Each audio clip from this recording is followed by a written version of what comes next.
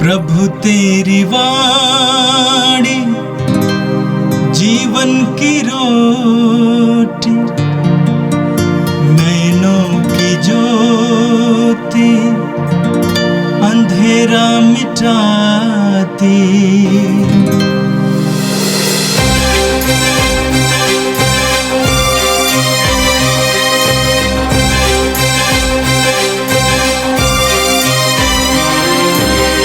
प्रभु तेरी वाणी जीवन की रोटी, नैनों की ज्योति अंधेरा मिटाती।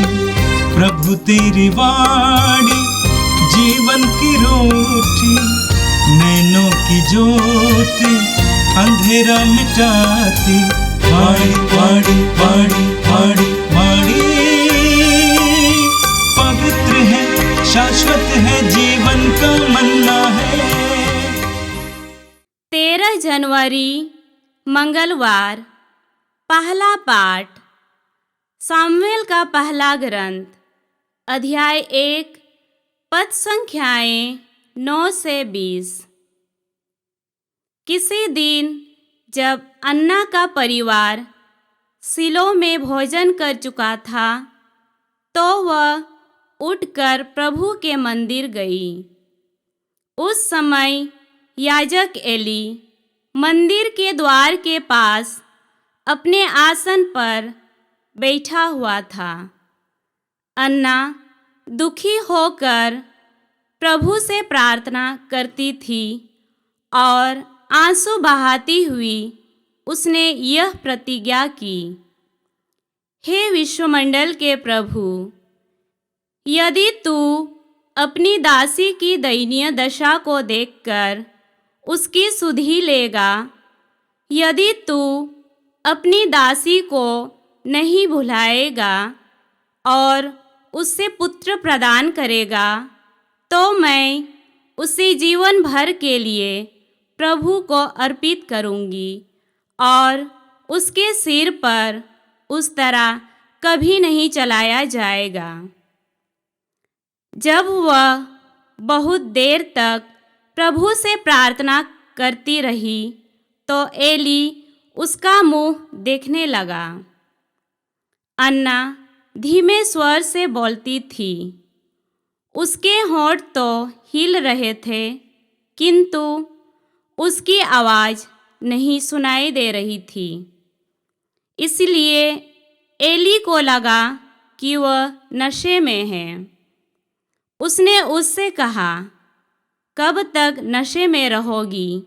जाओ और नशा उतरने दो। अन्ना ने यह उत्तर दिया, महोदय, ऐसी बात नहीं है। मैं बहुत अधिक दुखी हूँ। मैंने ना तो अंगूरी पी ली और ना कोई दूसरी नशीली चीज़। मैं प्रभु के सामने अपना हृदय खोल रही थी। अपनी दासी को बदचलन ना समझे। मैं दुख और शोक से व्याकुल होकर इतनी देर तक प्रार्थना करती रही। एली ने उससे कहा, शांति ग्रहण कर जाओ, इस्राएल का प्रभु तुम्हारी प्रार्थना स्वीकार करे। इस पर अन्ना उत्तर देकर चली गई, आपकी कृपा दृष्टि आपकी दासी पर बनी रहे। उसने भोजन किया और उसकी उदासी दूर हो गई।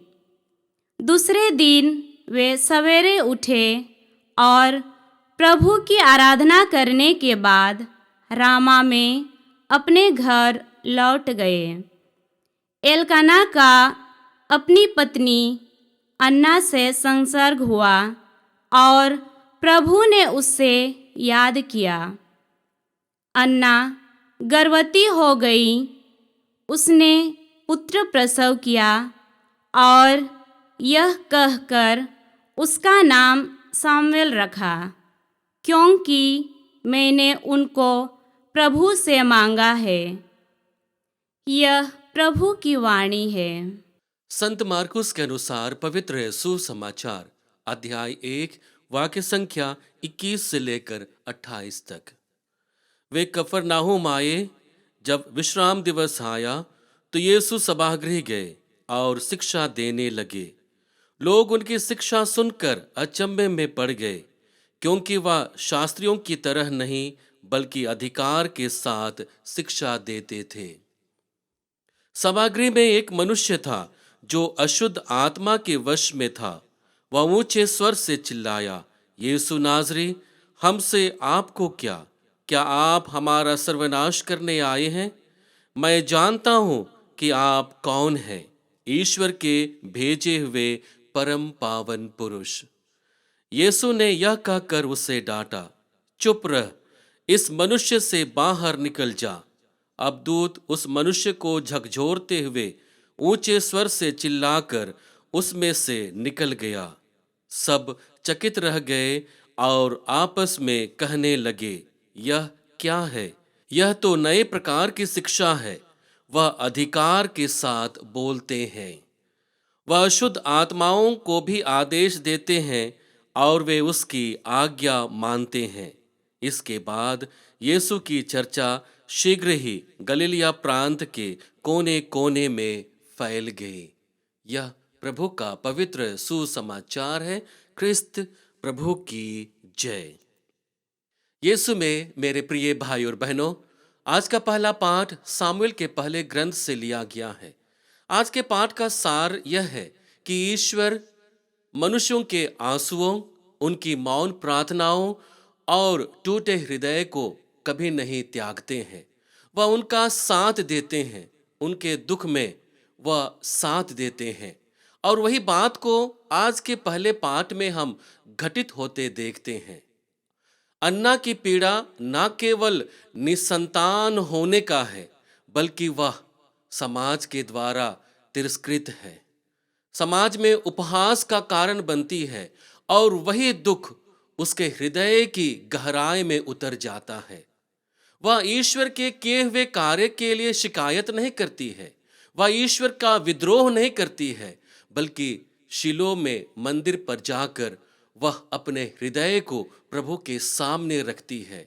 वह हृदय जो दुख से भरा हुआ है, वह हृदय जो करा रहा है, वह हृदय जो ईश्वर के लिए लालायित है। और वही हृदय के द्वारा ईश्वर उसे आशीर्वाद देता है।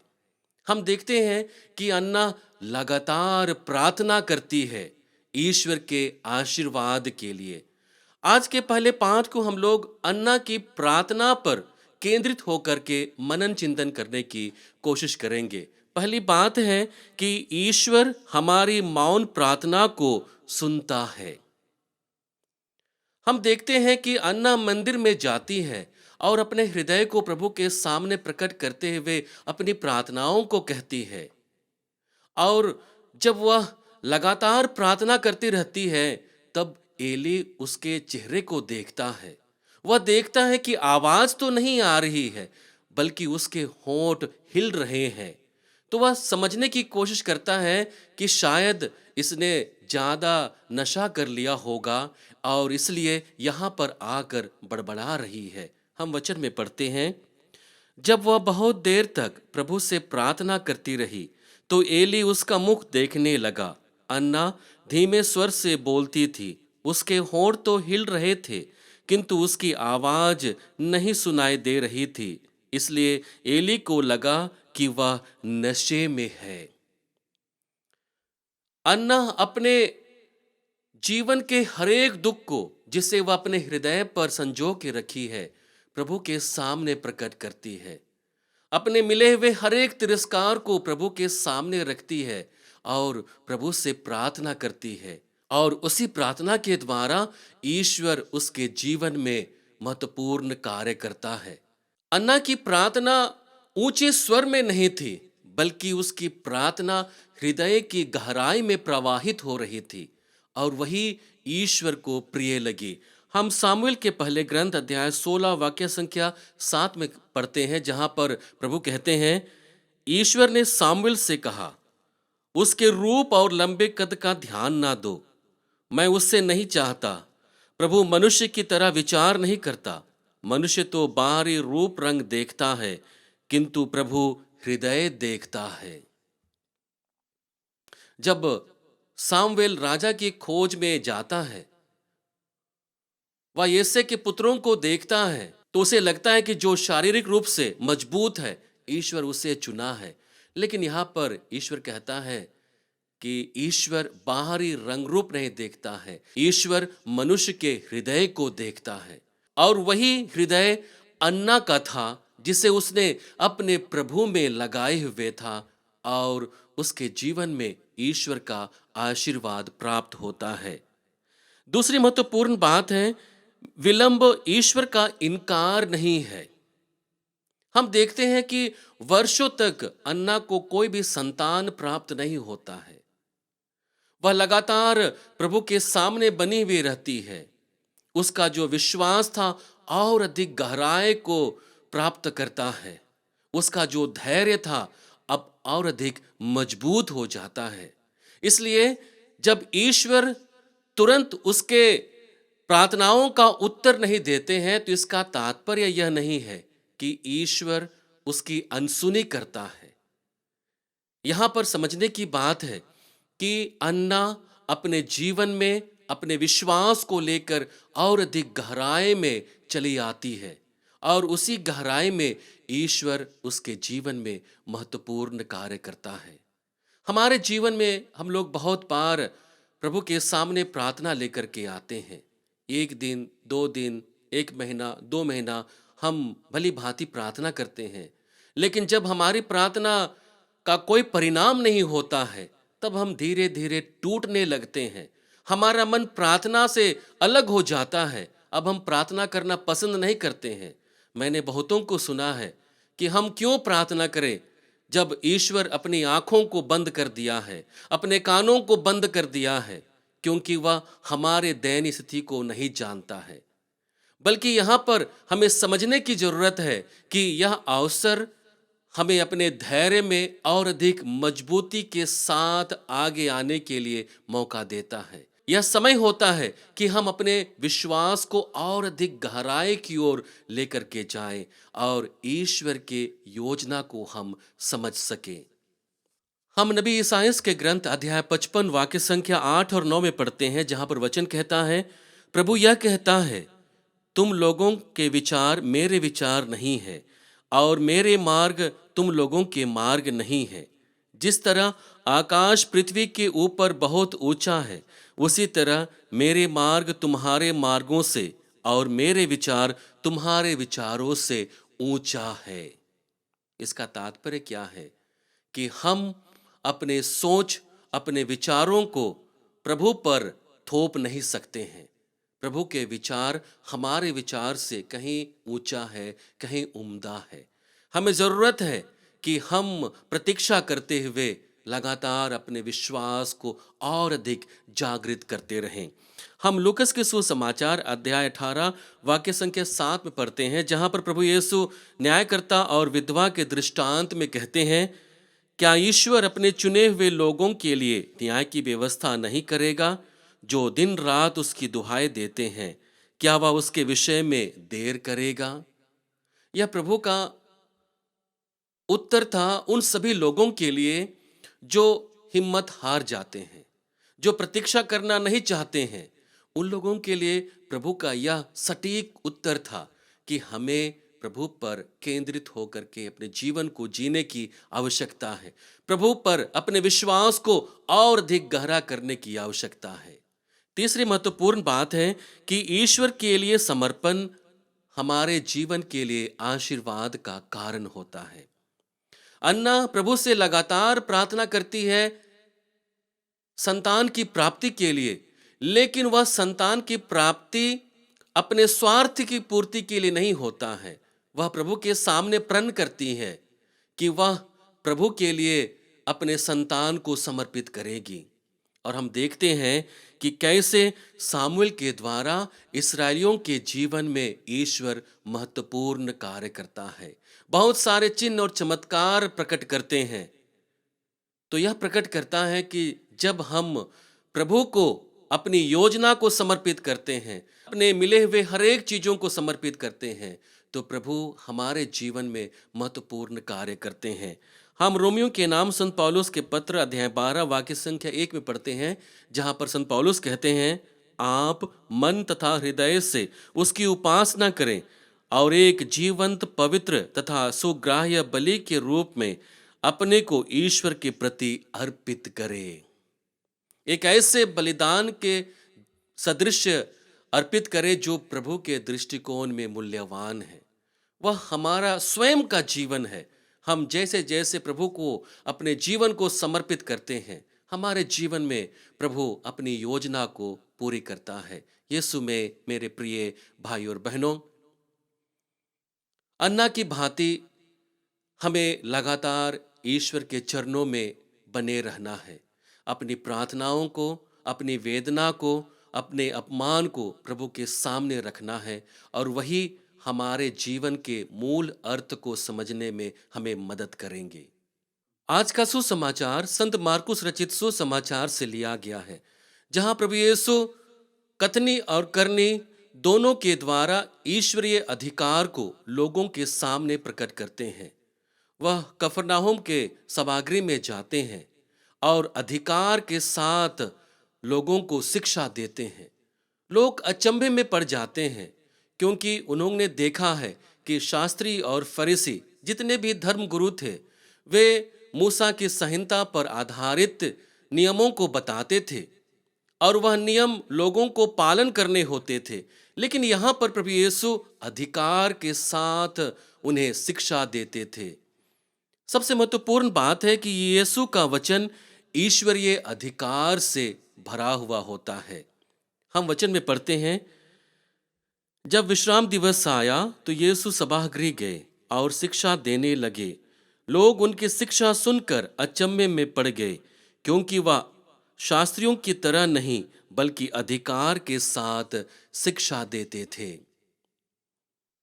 यीशु शास्त्रियों और फरीसियों की तरह केवल नियम की घोषणा नहीं करते थे, बल्कि अधिकार के साथ लोगों को आगे बढ़ने के लिए प्रेरित करते थे। और इसी कारण से सभागृह के सभी लोग अचंभे में पड़ जाते हैं।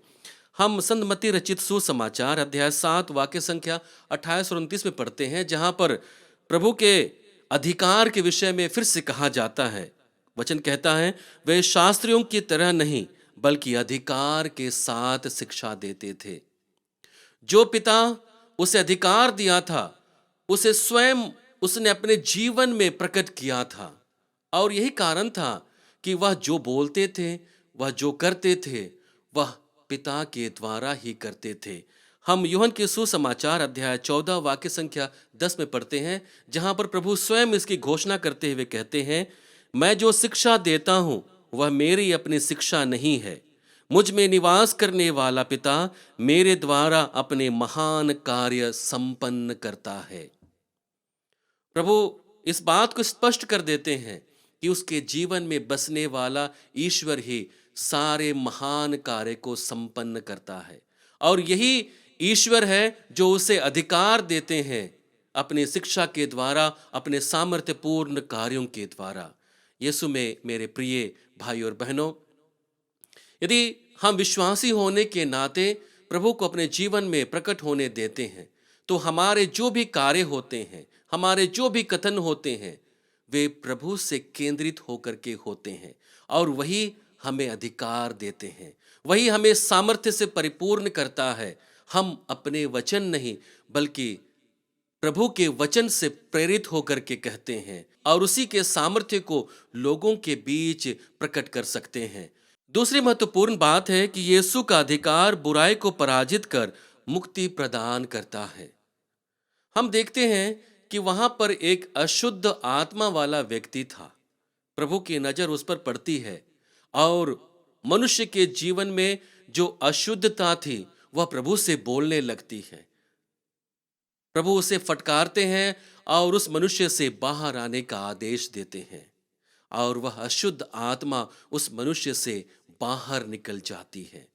हम देखते हैं कि प्रभु का अधिकार हमारे जीवन को मुक्ति की ओर लेकर के जाता है। हमारे जीवन में जो भी बंधन है उसे तोड़ने में सामर्थ्य देता है। हम संत यूहन्ना रचित सुसमाचार अध्याय 8 वाक्य संख्या 36 में पढ़ते हैं, जहां पर प्रभु कहते हैं, यदि पुत्र तुम्हें स्वतंत्र बना देगा तो तुम सचमुच स्वतंत्र हो जाओगे। पुत्र में इतना सामर्थ्य है, यीशु में इतना सामर्थ्य है कि वह हमें सचमुच स्वतंत्र कर देगा। इसके लिए हमें आवश्यक है कि हम प्रभु को अपने जीवन में प्रकट होने दें।